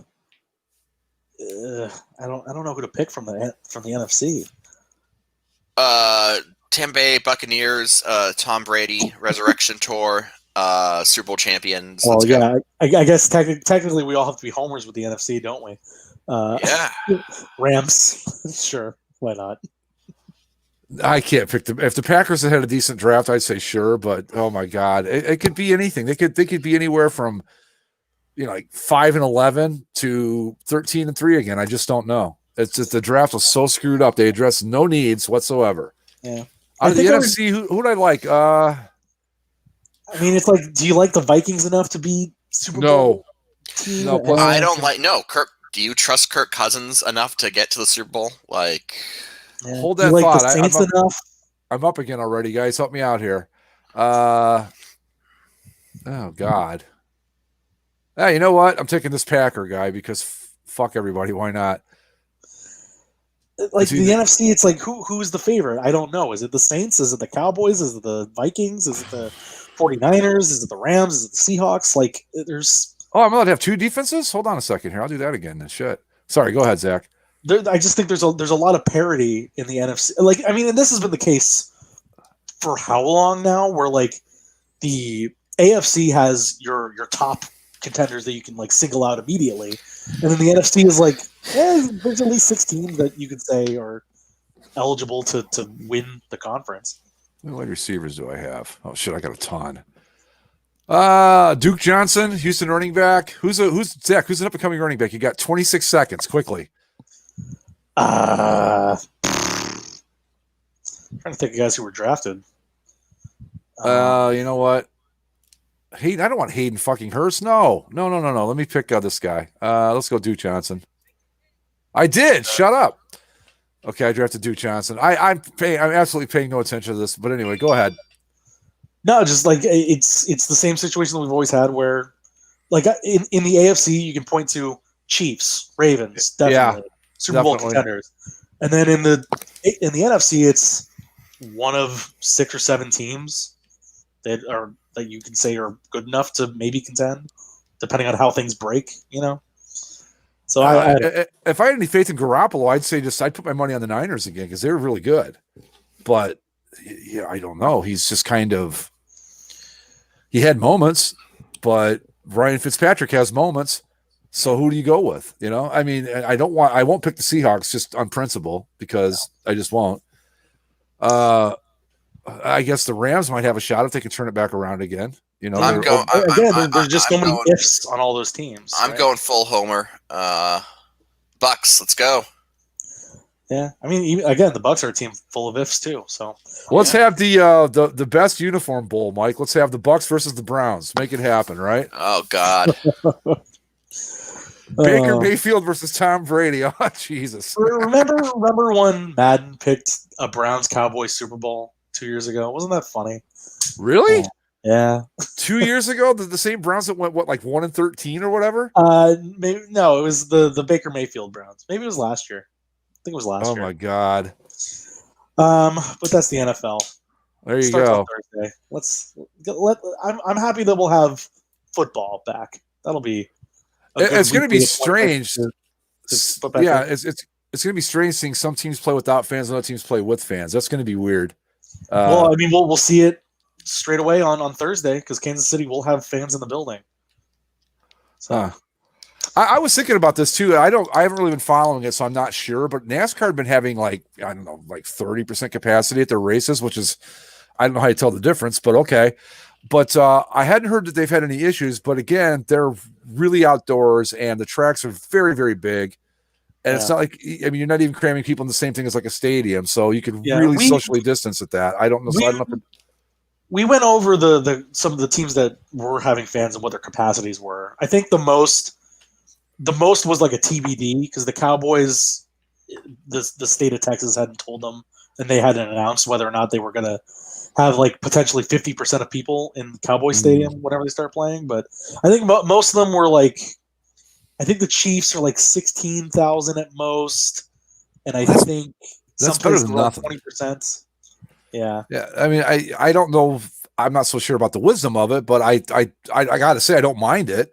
But then it's easy for me to go, hey, you guys all go be canaries in a coal mine. I'll stay up and watch on television. Yeah. But yeah, it again, I think it's at most like 7 teams that have some sort of fans in building policy at this moment right now, and then some may do it in a month, and then there's several teams that aren't doing it at all, like the Rams, Chargers, Raiders, for example, that are saying no to anything. But anyway, such as the NFL. Okay, so I'm down to my second to last pick. Should I take a defense or I can pick 2? I've already got the 49ers. I've got the Cowboys and Browns are the next 2 highest rated defenses. Do I be stupid and think the Browns are going to actually do something, or do I stick with the Cowboys? I mean, I had to pick between the 2.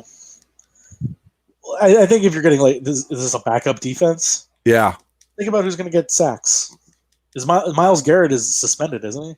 No, he's after 2 games he's back. Oh, only 2 games. Yeah, or 4, something like that. Remember when he punched the dude with a helmet? That was like 1,000 years ago. I'm going with it. Fuck it, the Browns. Oh, wait a minute. What? Oh, did someone snipe the Browns from under Greg? No, I got him. I'm out of defenses. That's all. That was all. No big deal. What quarterbacks am I allowed to have? Gardner Minshew is available. Anyway, to not bore the listeners with Greg's draft. Yeah, I'm sorry about that, guys. I apologize. There are playoffs going on. We're in the Final Four of the NHL. Mm-hmm. Still no positive tests, but we have conference finals going on now. Dallas and Vegas. Dallas is up 1-0. Vegas again? Yeah. Vegas again. The pesky Vancouver Canucks almost did it. They almost saved us. Team Justice, but now Dallas is the new Team Justice. And I don't really like having Dallas' Team Justice, but here they are. No, I'm really not happy with it. I'm like I saw Game 1, Dallas won Game 1, and yes. I was watching this going like a very apathetic yay. Like the only reason I'm invested in Dallas at all is because they have Corey Perry and Andrew Cogliano, 2 of my favorite ex-Ducks. But like. In any other situation, I would want this Dallas team to lose. Like, and hell, Dallas almost did the same thing Vegas almost did, where both those teams were up 3-1 in their previous series, and Dallas almost choked it away to a very injured Colorado Avalanche team, and then the Golden Knights almost coughed up their 3-1 lead in Game 7 to a very inept Vancouver Canucks team. So, like. Who's going to win? I don't know. I have no idea how Dallas is here. At any point during the regular season, I didn't think that they would be good enough to make a conference final. Well, it doesn't matter if they were good enough to make the conference final in the before time. This is fucking crazy town. Like who knows? I know. It's so crazy town that not only do we have Dallas in the one conference final, the New York Hockey Islanders in their first conference final since 1993. Wow, taking really? on your Tampa Bay Lightning, Mike. Oh, fuck the Lightning, man. Go fuck themselves. Well, I'm going to root for the Islanders in that. Yeah. I because don't care who wins that one. I'm happy with both. I'd really see the Islanders just because it's been so long. Yeah. But I'm pulling for Islanders Stars. Islanders Stars like seems like an old time because we can pretend they're the North Stars. right. They played. Didn't they play once in like '81 or something like that in the actual finals? That The sounds North Stars? familiar. Yeah. Mike, I think you stumbled upon the one that the NHL would like the least. Oh, the NHL doesn't know what's good for the NHL. So Yeah, now I got to find out. '81 Stanley Cup Finals. Go ahead, guys. I'm pretty sure it was or North Stars Islanders. I really my view on these playoffs is I'm happy that they're still going. I'm happy there's been no positive tests. The hockey's been actually pretty damn fun. I know it has been. And as long as Vegas doesn't win, I am fine with whatever the result of this playoff is. Like if Dallas wins, I don't like the Stars, but okay, I'm happy that Corey Perry gets a cup, and that's fine. The Islanders haven't won it forever, and Tampa's a legitimately good team that, if they get rewarded for finally being an actual good team when it counts, then good for them too. Hell, and they're doing all this without Stamkos still, which is kind of impressive as well. Could that be Or the Ewing perhaps series? highlights that Stamkos is a bit, is not as necessary to the proceedings as they might have thought. Maybe. Point of order, guys. It was in fact the Minnesota North Stars that lost in 5 to the Islanders in the '81 Cup Finals. All right, so let's get a rematch of that. I'm down. Yeah, I'm down. Let's do it. The NHL is just drooling. Oh man, we get to bring out those '81 highlights. Damn, let's go. Like I said, the NHL doesn't know what's good for it. So you know what? Maybe they should bring out the '81 highlights. Well, you'd have pretty big markets. You'd have the Long Island market against Dallas. Okay, maybe not the greatest. I think at that point you could also say yes, the New York City market is the Rangers, but if you get the Islanders, who were a dynasty team at one point, into a final, you can get plenty of people that will leech onto that nostalgia and say sure, go Islanders. And I agree. That's where I'd be. Yeah, absolutely. But you all know that they want that sweet Vegas. I think if the NHL had to pick one, they would want Vegas Tampa. To be perfectly honest. Oh my God, I'd just give up. I'd be like, I don't care. I don't care. I hope someone Corona bombs the stadium. Well, you know what? Here's where I stood too. I was so ready for Vegas to lose that last series because we talked for these first at least the first 2 years of their existence, that the Vegas franchise had not suffered pain. They haven't earned their stripes. They didn't do enough to earn the success they've been at. But if they had lost to Vancouver, because again, we go back to last year, they were up 3-1 against San Jose. And they get forced to Game 7. They were up 3-1 in that game. Then they took a 5-minute major, and San Jose scored 4 goals. Vegas managed to ties it, goes to overtime, and San Jose still wins. That's crushing, but that's the year after you just went to the Cup final in your inaugural season, so you can shut up a bit. But if they had dropped a 3-1 lead again, and in the way that they had lost games 5 and 6, where they totally outplayed Vancouver, but just got shut down by the hottest of hot goaltenders, and it was happening through the majority of Game 7 as well. If they had lost that, it's okay, maybe you've earned your pain stripes a bit, because that would be you don't get your pain stripes after 3 fucking seasons. Sorry, I know, but two seasons like that, it's okay, it's a start. It's good. You've been promoted from. Let me tell you about being a Toronto Maple Leafs fan and pain. All right. Take your 2 seasons of 3-1, series lead chokes and shove it up your ass. All right. In the Let me tell you what real futility is. All right. No one can ever fight a Maple Leafs fan on that. That's not fair. I would say my argument would be, okay, Zach, I would use a military analogy here. If they would lose another series, blowing up the 3-1 lead, they would get promoted from private to corporal at that point. You're nowhere near the top of the hierarchy yet, but it's a step in the right direction. Right. I would say that it's a promotion. It's a promotion. Like we said at the time when they went to the Stanley Cup Finals that year, being a fan of in the National Hockey League is a painful, miserable, soul-crushing experience. Yeah. Yes. No And doubt. fuck Vegas fans who haven't experienced that at all. No. No, I agree, and that's why, again, this is a hypothetical anyway, because it doesn't matter, because they still somehow pulled out that game, and now any ability to be like, oh, you know what, maybe you are earning your stripes has gone away now, because now they're in another damn conference final in their third year of existence. So screw them, go Dallas. And not only are they successful, but now the team itself is the players on this team are getting a little arrogance that isn't becoming of them at all. And the fans are still inside. I hope the fall that this team experiences is painful and humiliating. And it's going to happen, because if they don't, like, I think this is a better shot for them to win than even the first year was. And if they don't get anything out of this big out of the gate push that they've had, they're going to fall hard because of all the things they've given up to be competitive right away. Yeah, I mean that, which is kind of funny because like when the years. before this team was formed, you know, and they're talking about their draft strategy, they're like, we're not looking to win right away. We want to build over the next few years. Like they said, like within 5 years, we want to be a contender.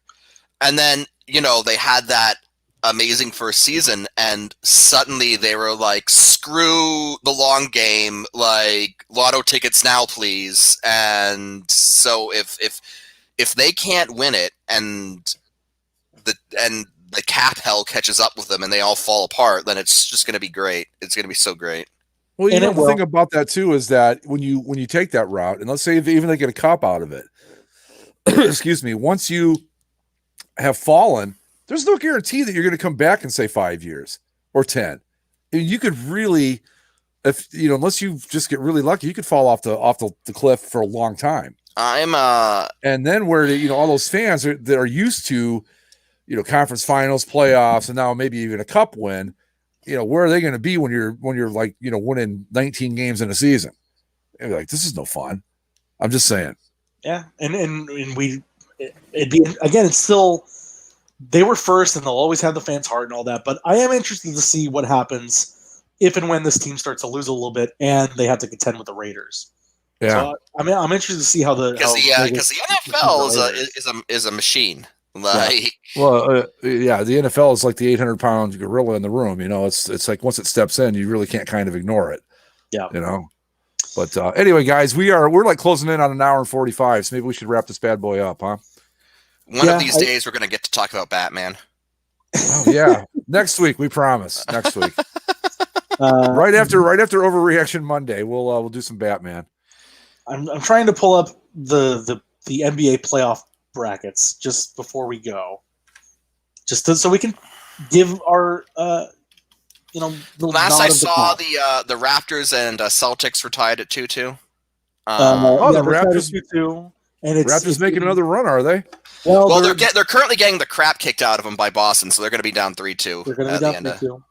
The Clippers and Nuggets are tied 1-1, so good for them. So is LA. So is the Lakers and Rockets. They're 1-1. And somehow the number one seeded Bucks were they pulled out the last game to avoid being swept, but the number 6 seed Heat were up 3-0 against the Bucks. Which Yeah, Didn't Giannis get hurt though? he just got hurt in the last game. Yeah, or he. Okay. Some people had said he'd been playing hurt, but he came out of the last game because he was so hurt. Well, I wonder too how much the all the stuff that happened in Wisconsin might have had to do with any of that. I was thinking about that too, but like, just because we don't see upsets like that happen in the NBA. No, ever. No. And to see the number one seed, like, yes, it's the second round, and yes, you're in this weird bubble environment, but like the Bucks were far and away the best team in the East. And so to have a team that was 12 games behind them, up 3-0 in a series, is it's just strange of all measures for an NBA series. Yeah. The Bucks aren't going to win this series because it's a miraculous thing when a team comes down from being down 3-1 in an NBA series. Nobody has ever been down 3-0 to come back in an NBA series, so I don't expect that to happen here either. Even if the Bucks really are the better team. And I don't know I don't know how badly he's hurt. Is he out? If he's out, forget it. Yeah, it was an ankle thing. So but yeah, it'll be so we still got the Lakers are still in. Yes. Okay. Yeah, they lost game 1, but they bounced back pretty easily in game 2. So I'm still confident where the Lakers are.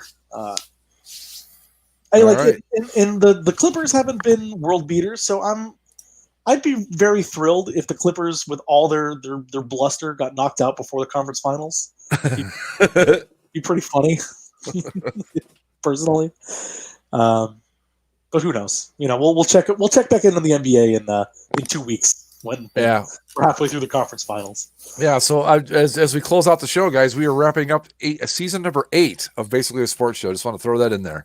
Yeah. 8 years. So and next week, one of my favorite shows of the year every year is Overreaction Monday and the National Football League. That'll be fun. Yeah, we get to talk about your Super Bowl champion Detroit Lions. Right. And talk about how the Bills won their first game. Like just plan the parade now. Circle the wagons right now. Circle the wagons. Yeah, and how the Dallas Cowboys are never going to win another game because they lose the opening week and all that. So it'll be fun. But on that note, folks, we're going to call it a night. Thanks for tuning in. Thanks to everybody that joined us in the chat. It was fun as always. Subscribe via Apple Podcasts, Spotify, Stitcher, Spreaker, the YouTubes, and wherever fine podcasting is sold. We will see you next week with Overreaction Monday in the National Football League. Adios.